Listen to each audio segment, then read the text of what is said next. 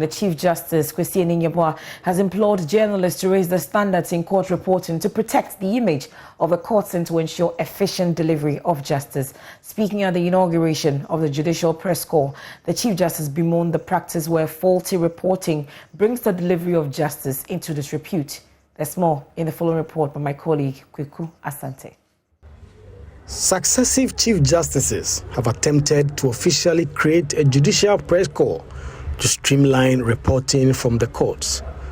Unlike the executive and parliamentary arms of government, the judiciary had been without an official press corps, raising concerns about standards and professionalism. Speaking at the inauguration of an official press corps of the judiciary, President of the Ghana Journalists Association, Roland Afil-Moni, applauded the judiciary for rolling out free training to journalists to shape their work. Inauguration of the Judicial Service Press Corps and the launch of the Handbook for Journalists. Let me, without hesitation, sprinkle a stardust of commendation on the Judicial Service for this initiative of inestimable value. It bears emphasizing that standards are not the products of happenstance, but the fruit of quality training. According to Chairman of the National Media Commission, Yabwedu Ayeboafo, the media must remember their responsibility to the nation. There are many times that we have been embarrassed because we had not educated ourselves sufficiently in the rudiments on the beats that we are covering. So that, for instance, when there is an interlocutory judgment, some of us present it as a final judgment, and sometimes we mislead the public into certain actions that are unwarranted and unnecessary. Chief Justice Kwesi Ningboa said he hoped this new development will create a congenial relationship between the judiciary and the media.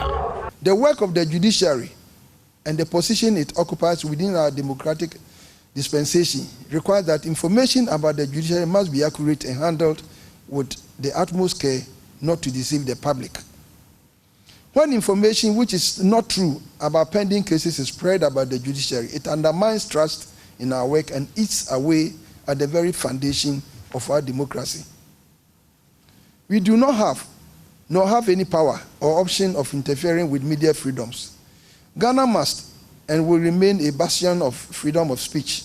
However, we must urgently address the issues of standards and propriety in relation to court reporting.